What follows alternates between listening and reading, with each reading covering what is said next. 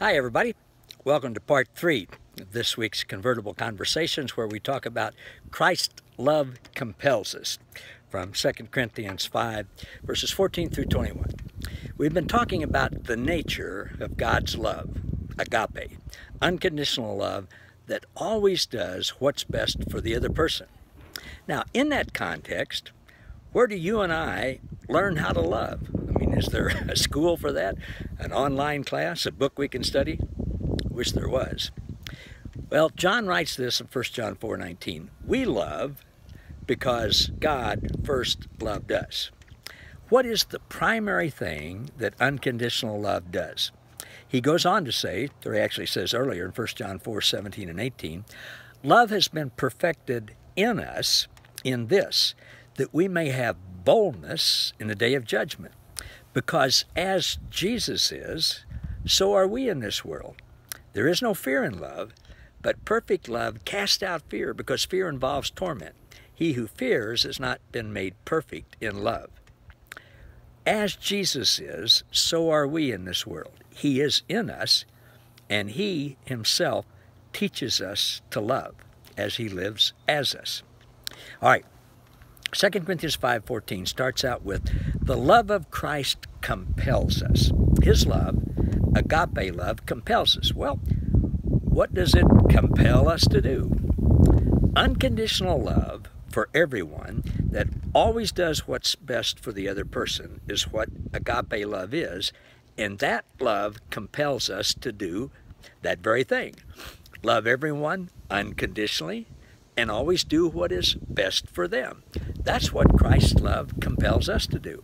Now, think for a moment about some other things.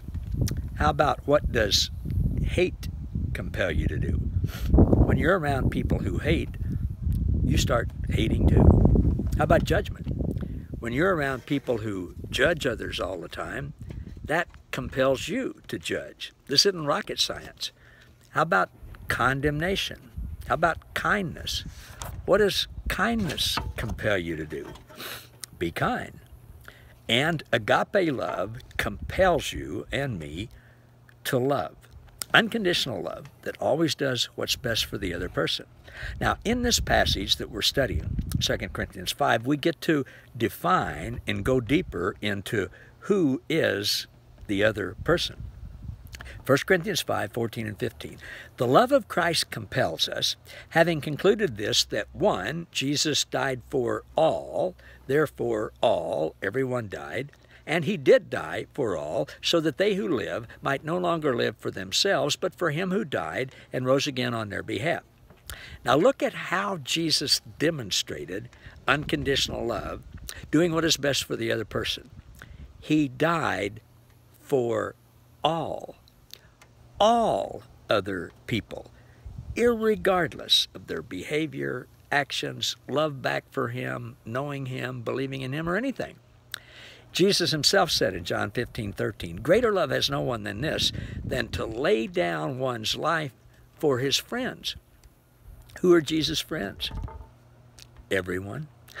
Look at what Peter said about the new life that God gave us as part of Jesus' finished work at the cross.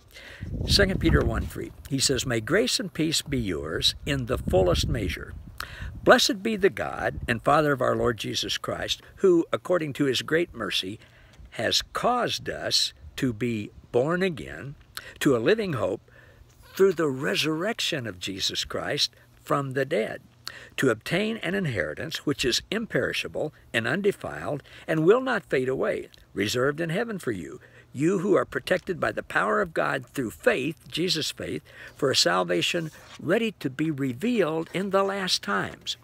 He goes on to say, in this you greatly rejoice, even though now, for a little while, if necessary, you've been distressed by various trials, so that the proof of your faith, being more precious than gold, which is perishable, even though tested by fire, may be found to result in praise and glory and honor at the revelation of Jesus Christ. And though you've not seen him, you love him.